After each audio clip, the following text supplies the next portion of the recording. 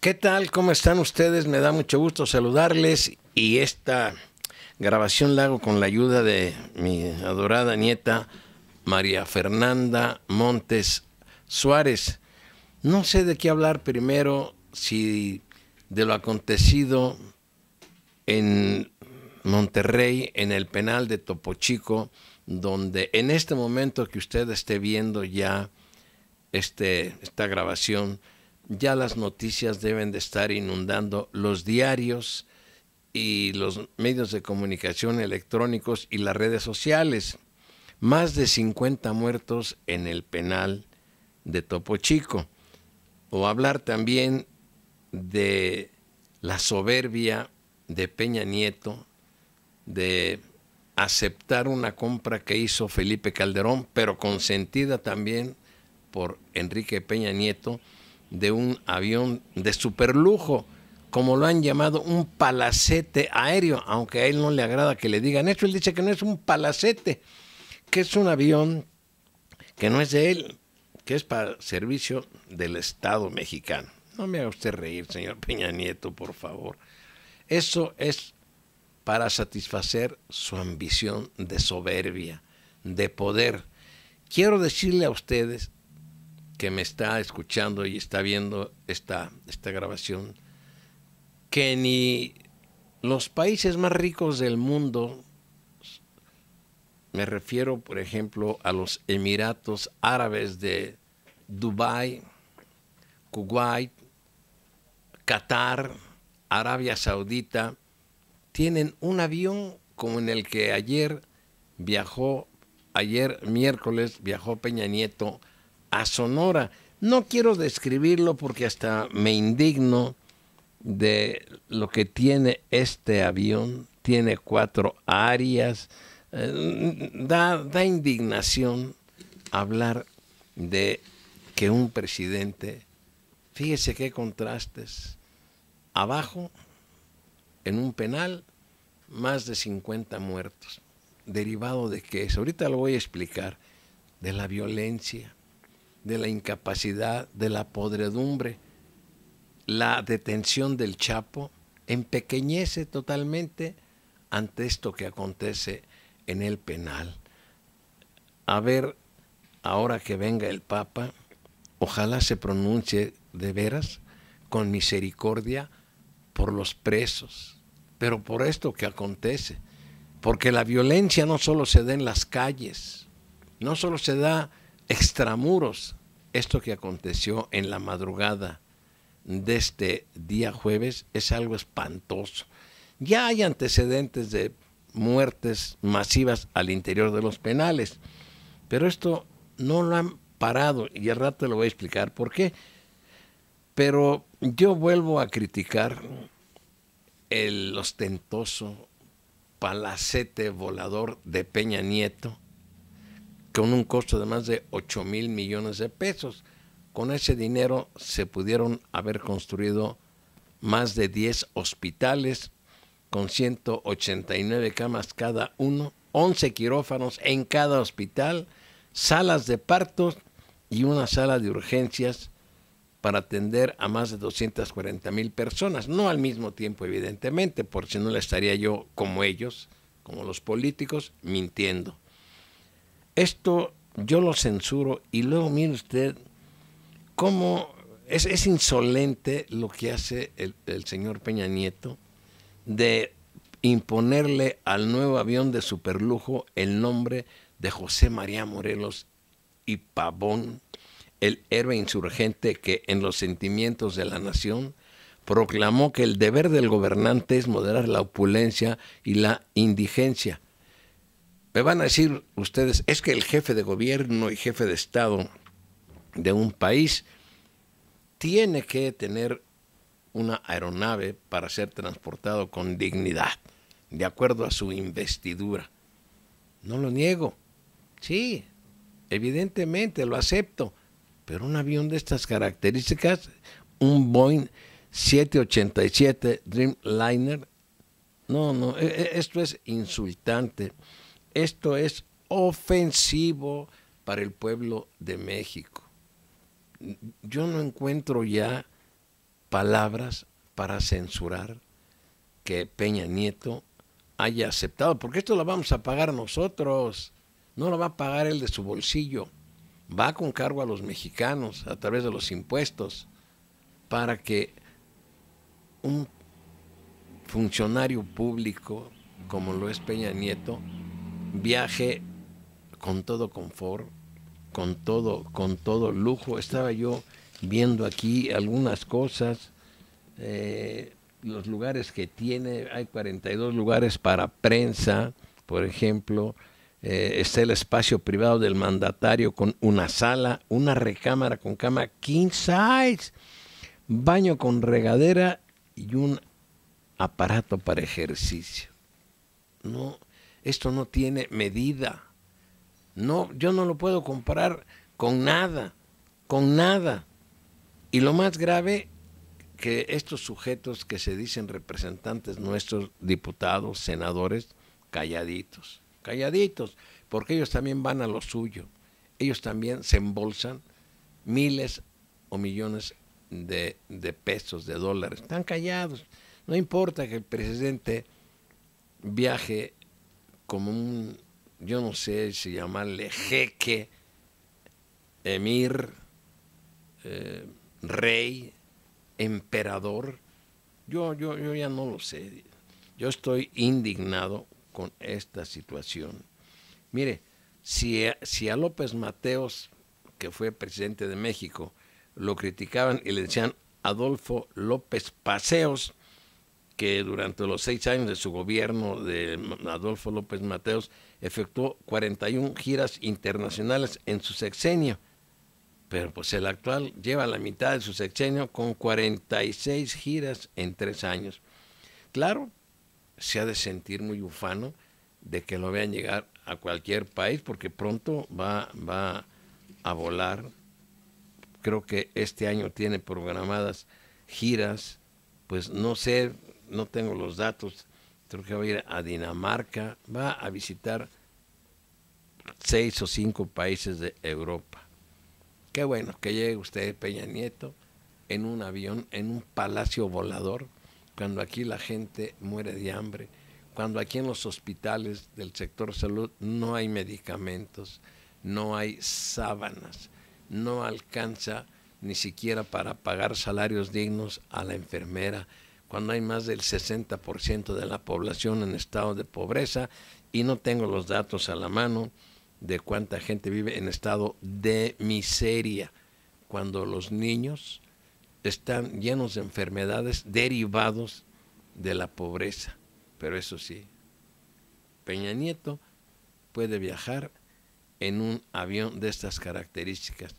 Eso nos debería de llenar de vergüenza a los mexicanos, porque en una u otra forma nos quedamos callados.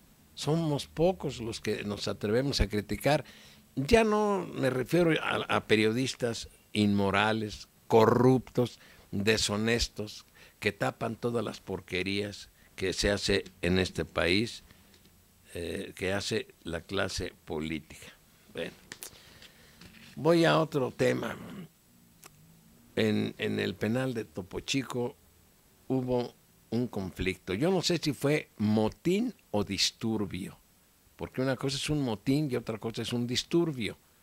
El motín es una especie de sublevación en contra de la autoridad, y un disturbio, pues cuando se da una situación de enfrentamiento entre los propios internos.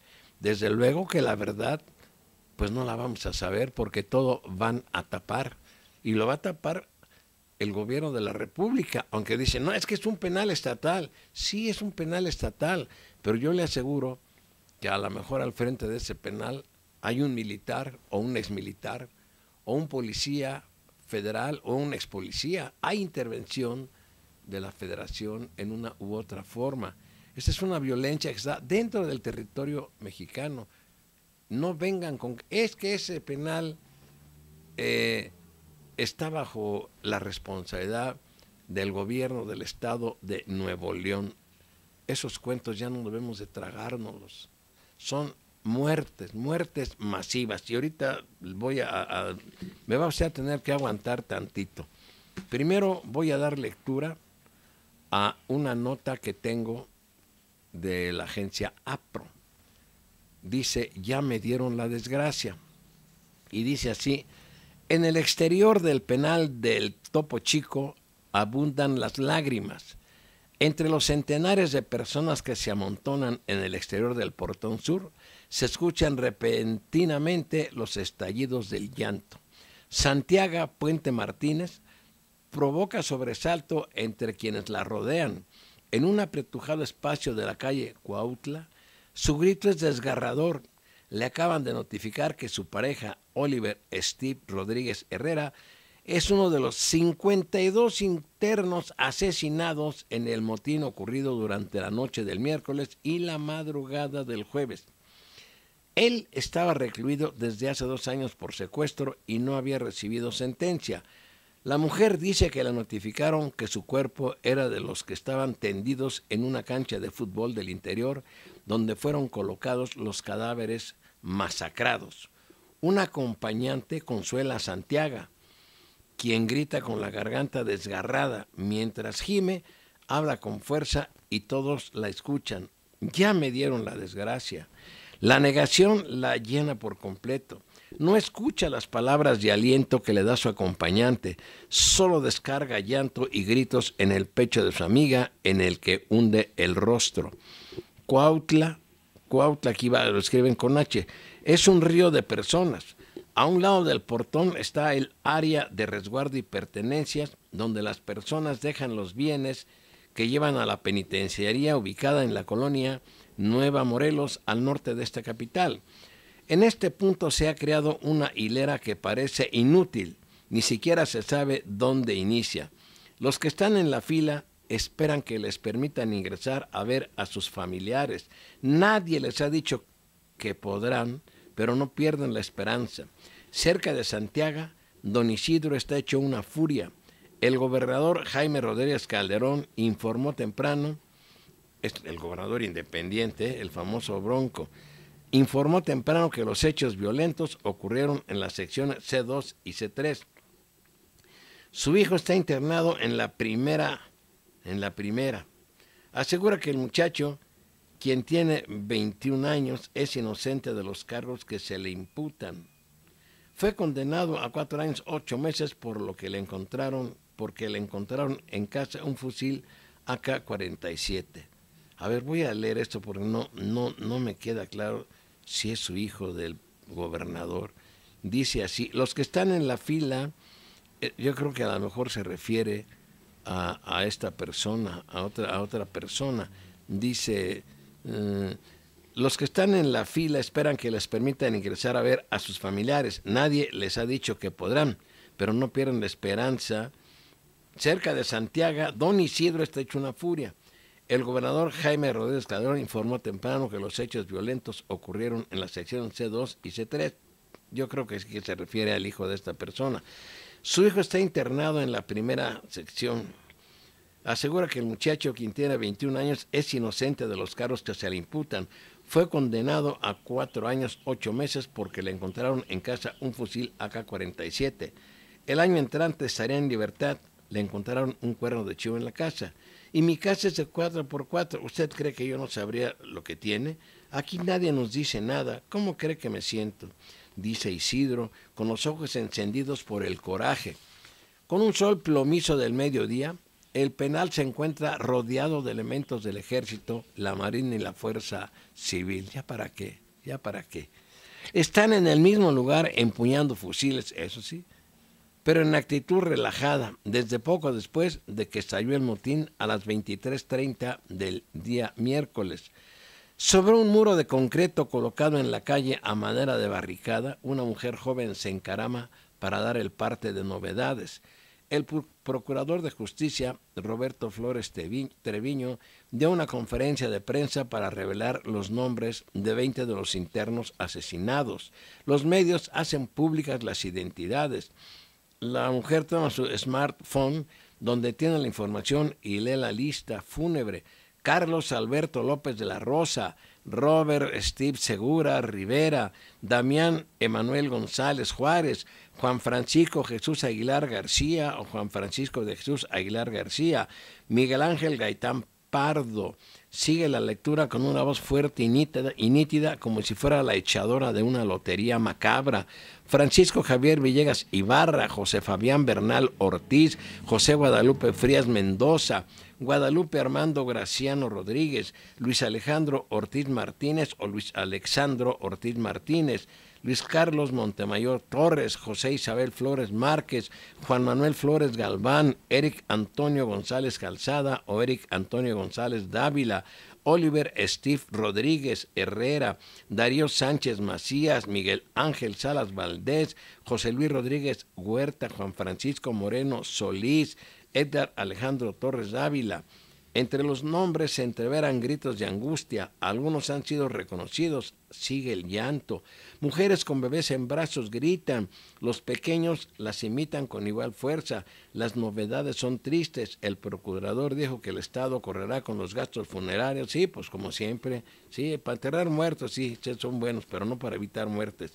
Y las curaciones de los lesionados, sí, pero el anuncio subsidiario no alivia la tragedia y el dolor. Abundan entre la multitud las tabletas que sintonizan en vivo los noticieros de la televisión regiomontana. Hay corros para seguir las novedades que da a conocer la tele. El Bronco se comunica a un noticiero para decir que por la mañana fueron trasladados 41 internos a otros penales. También dice que, a diferencia de la versión inicial que dio por la mañana, tiene noticias de que sí hubo detonación de armas de fuego en la riña generada por grupos antagónicos. En redes sociales ya circulan imágenes escalofriantes de algunos momentos de la violencia nocturna. En un video se ven por lo menos 2 internos que son agredidos, al parecer hasta la muerte, por decenas que los golpean con lo que parecen ser palos. Un hombre moreno, ofuscado como todos, demanda información, datos que le permiten enterarse de lo que pasa adentro. La espera lo crispa. No son perros, son gente. Que venga el Bronco y que dé la cara, que nos digan qué pasa. No sabemos nada si están vivos o muertos nuestros familiares, protesta una persona. Es el único que habla en ese momento, pero en los rostros de los demás se ve la misma ansiedad. Un hombre vestido de policía estatal sube a una patrulla apostada en el portón y con un altavoz llama al orden. Qué fácil, ¿verdad? Qué sencillo es. Pide a las personas que se retiren de la reja, que ya fue vencida por la muchedumbre que se le apalancó de más. Es inútil, a cada palabra recibe silbidos. 2 vehículos fueron atravesados ya como improvisada barrera. Los uniformados quieren tranquilizar a la gente, pero solo logran encresparla.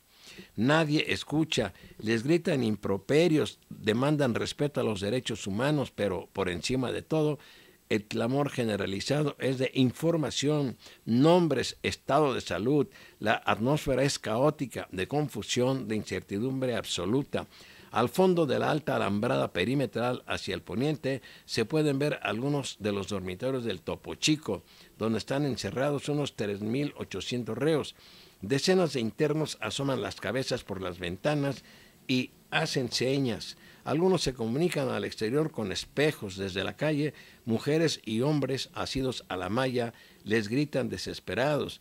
Piden al Cuspinera, a Ricky, a Luis, a Ricardo que den señales de vida, que agiten las manos. Es complicado establecer contacto. Los internos a lo lejos agitan camisas, gritan, pero su voz llega diluida como un grito lejano e ininteligible.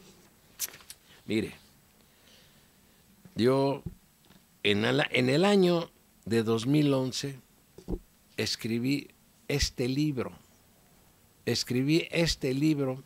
Que se llama La prisión en México, del Cuauhcali a Lecumberri, origen y evolución de la prisión en México, donde hago un análisis y una historia de las prisiones más importantes en este país, desde las épocas prehispánicas hasta Lecumberri, donde hablo de los principales penitenciaristas, de la situación podrida del sistema penal, pero también hago propuestas. Si usted lo quiere consultar, este libro lo puede encontrar en una página que se llama, se la voy a deletrear, se escribe S, C, R, I latina, B, D.com. Lo repito, S, C, R, I, B, D.com, para que usted lo pueda bajar. Ahí hago todo un análisis del sistema penitenciario al 2011, que no ha cambiado, se ha agravado, o lo han agravado. ¿Quién es? El Estado mexicano, el federal, el estatal, y en algunos hasta hay cárceles municipales que están prohibidas por la Constitución. Pero eso sí, hay cárceles privadas, que ese es otro tema del que después hablaré. En una parte de mi libro digo lo siguiente: dicho sistema, o sea, me refiero a las condiciones integrales del sistema penitenciario mexicano. Dicho sistema, digo yo, se identifica con lo que se llama la subcultura de la violencia y que forma parte de la corrupción. Pareciera que el encierro no tiene alternativa alguna. Hay inseguridad jurídica, hacinamiento, condiciones de vida infrahumanas, abusos cometidos por las autoridades o por autogobiernos tolerados o en complicidad, golpes, maltratos, cobros indebidos, humillaciones y trato denigrante hacia el interno y a sus familiares y amigos que los visitan, imposición de castigos a capricho de funcionarios carcelarios, tráfico y venta a muy alto precio de beneficios de libertad. De todo ello dan cuenta las recomendaciones emitidas por la Comisión Nacional de los Derechos Humanos, me refiero al año 2011, porque después la Comisión Nacional se ha convertido en tapadera de la realidad de los centros penitenciarios. Miren, al final del libro hago un resumen. Yo le sugiero que si usted quiere enterarse, y conste, esto lo escribí en el año de 2011, pues ahora las circunstancias están más podridas que cuando yo escribí este libro. No sé si alguna vez ya lo comenté aquí. Fíjese usted o escuche lo que digo yo como resumen de mi libro, de mi trabajo. El sistema penitenciario mexicano, en las circunstancias en las que se encuentra, bajo ningún concepto cumple con la esencia de lo que dispone el legislador en el artículo 18 de la Constitución Política de los Estados Unidos Mexicanos, cuya naturaleza primordial consiste en la readaptación del delincuente en prisión. Ahora le llaman reinserción. Bueno, las unidades penitenciarias en México son espacio para motines, mercados cautivos para la venta de drogas y centros de operación para extorsionadores, secuestradores y capos del narcotráfico, así como para el enriquecimiento de funcionarios de todos los niveles de las estructuras penitenciarias. Claro, habrá excepciones muy escasas. Nuestras prisiones no regeneran, digo yo, pervierten, deforman, corrompen, degradan y son universidades del crimen y contribuyen a la reincidencia. Prevalece el desprecio a los derechos humanos de los presos. Ello obedece fundamentalmente al binomio de la corrupción y de la improvisación.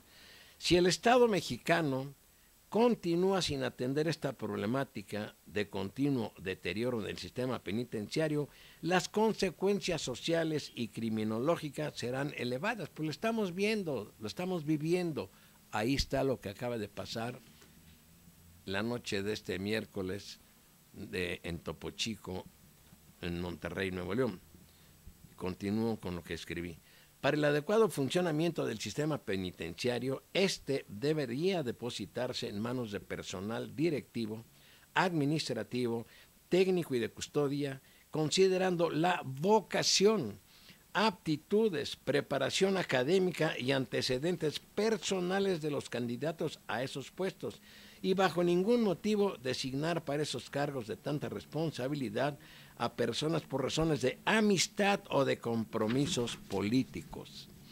La pena privativa de libertad ha constituido un fracaso y se hace indispensable la búsqueda de sustitutivos penales.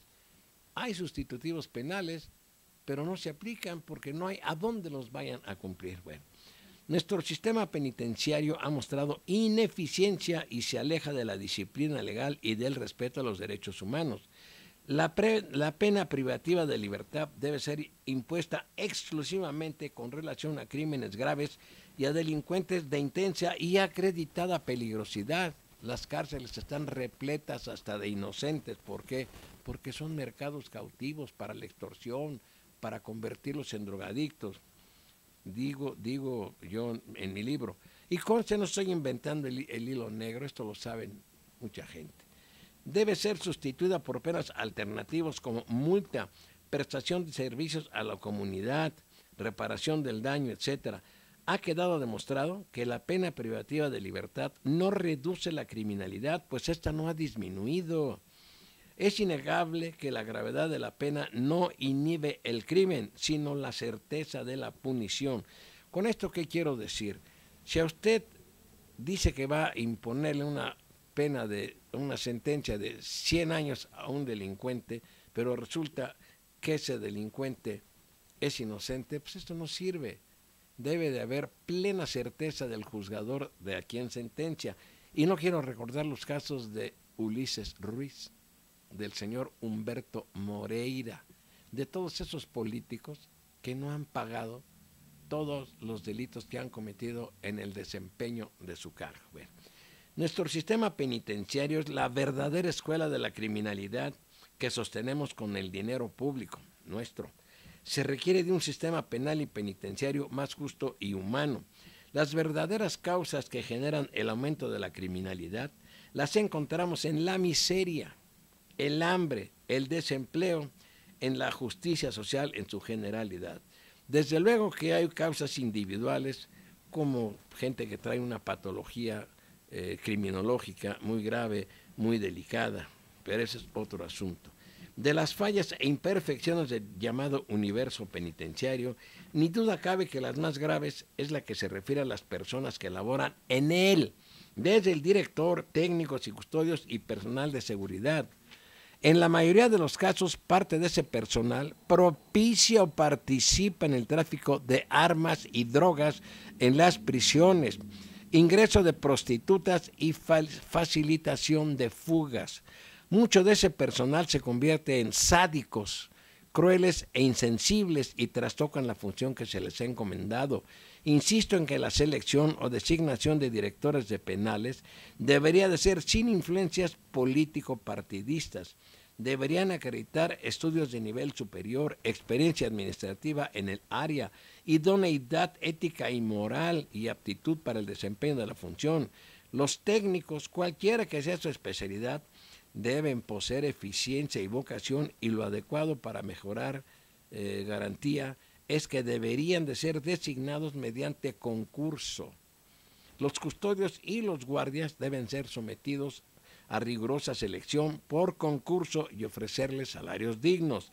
Lo satisfactorio sería crear centros de entrenamiento y constante capacitación. Sí hay, pero esos no son los que son designados como directores. Bueno, y remato con esto. La piedra angular de un penal no es el edificio, ni el equipo material, ni el reglamento, sino la calidad del personal que lo administra. De los 4 elementos de un programa de renovación carcelaria, o sea, filosofía, disposiciones legales, el establecimiento adecuado y personal, es este último, el personal, que va a decidir el éxito de las nuevas medidas que deberían ser implantadas por el Estado mexicano.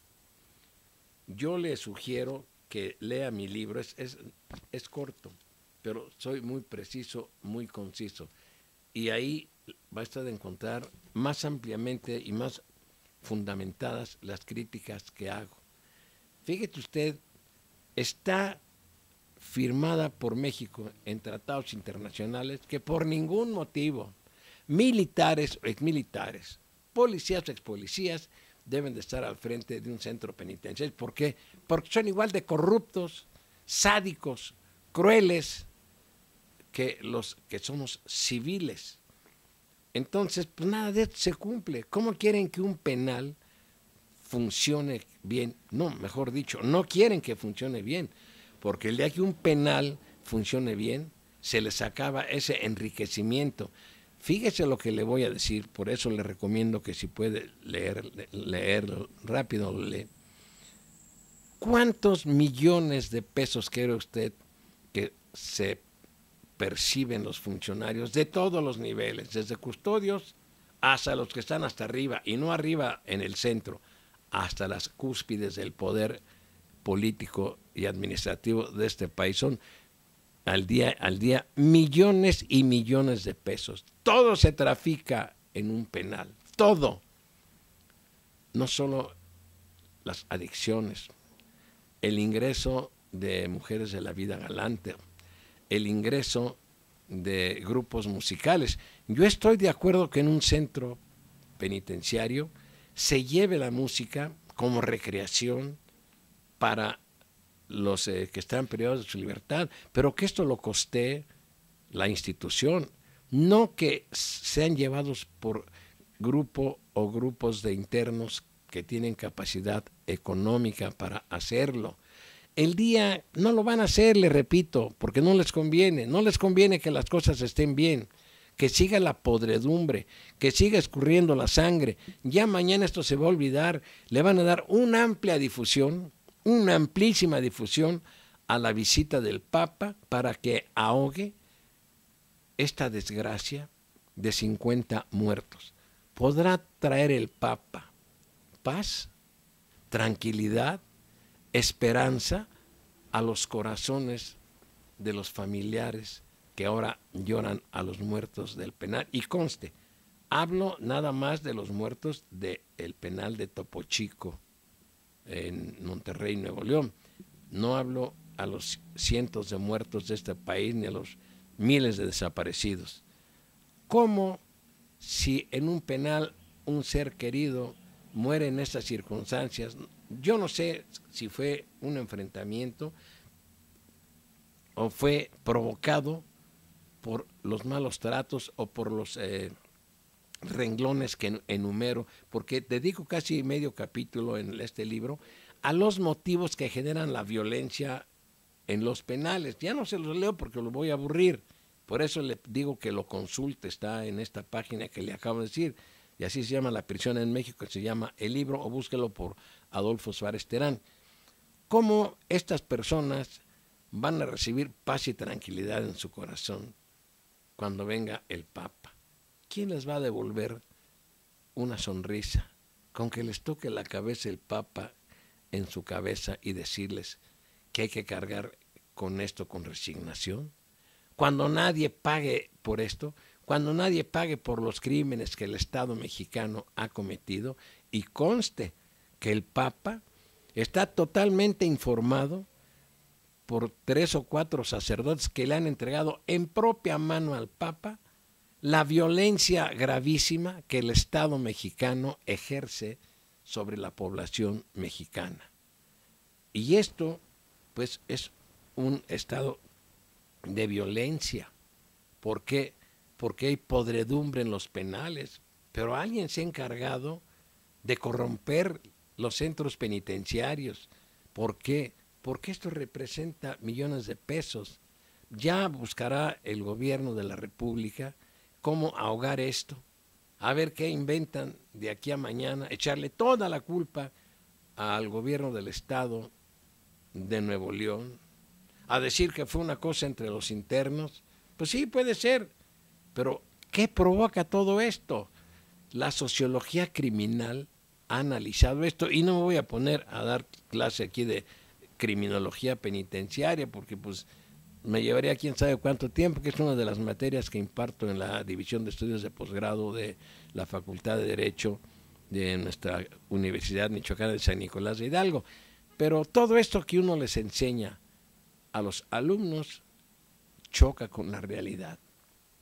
Esta es la realidad, lo que acaba de pasar en el penal de Topo Chico.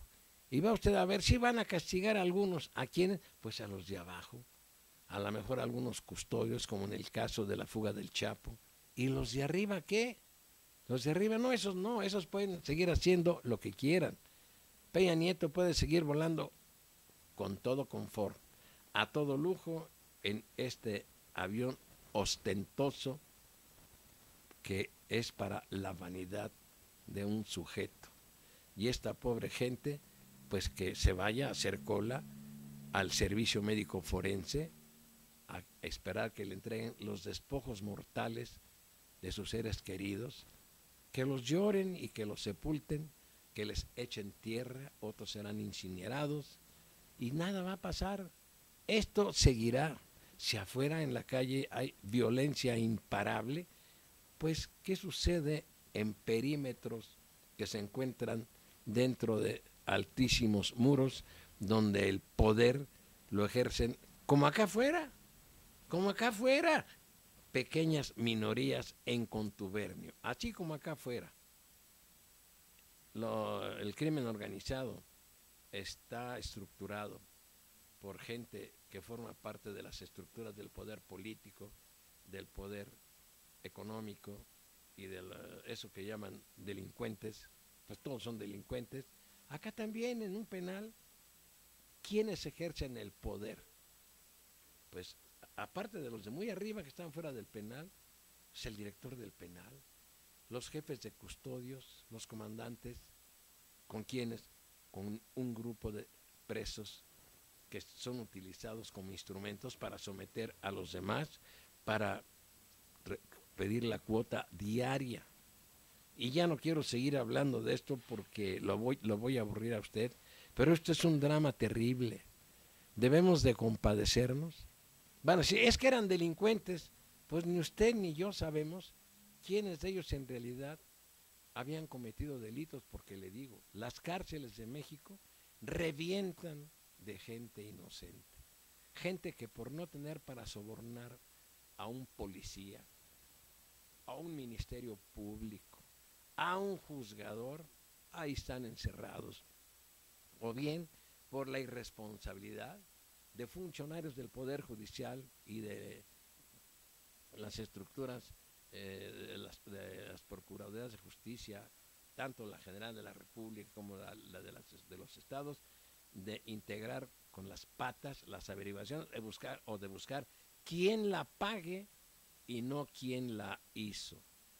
Entonces, pues, las cárceles revientan. Yo no sé qué porcentaje, porque es muy difícil de valorar o evaluar en este momento, pero yo le aseguro a usted que más de un 30% de las personas que están en prisión, y me quedo corto a lo mejor, son total y absolutamente inocentes. Y otros, en un porcentaje muy elevado, ni siquiera deberían de estar en prisión, les deberían de aplicar penas más leves. Pero no, hay que retacar las cárceles. Cada reo, cada interno lo ven como símbolo de dinero, para extorsionarlo, para exaccionarlo, para pedirle dinero a su familia, hasta para dejarlos entrar al penal, hasta para llevarle su comida. Es un asco los centros penitenciarios, incluyo Michoacán, ¿eh? No crea usted que porque yo estoy aquí en Michoacán, digo, no, es que aquí estamos bien, tal vez estemos peor, me acuerdo porque aquí lo digo en el libro, había un subsecretario en el régimen de un priista de Tinoco Rubí que me platicaba que era necesario que en los penales hubiera droga para controlar a los internos. Estupidez más grande. La droga provoca disturbios, no solo por su venta, sino que usted a un muchacho que está por una pena corta de prisión, usted le dice, te doy 5,000 o 10,000 pesos o tanta dosis de heroína, pero métele de puñaladas a fulano, va y lo hace.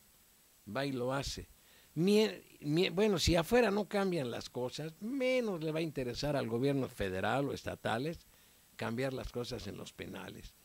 Yo le aseguro a usted en este momento que no hay un solo penal en este país que esté gobernado por lo que se llama el Consejo Técnico Interdisciplinario, que es la estructura que debe de ejercer la gobernanza en un penal. No, están lo que se llaman los autogobiernos, están gobernados y controlados por los prisioneros, manejan las llaves de los dormitorios, deciden quién debe de ser golpeado, quién puede vender droga, quién puede tener una tienda, y no les sigo porque entre más hablo, más quiero hacerlo.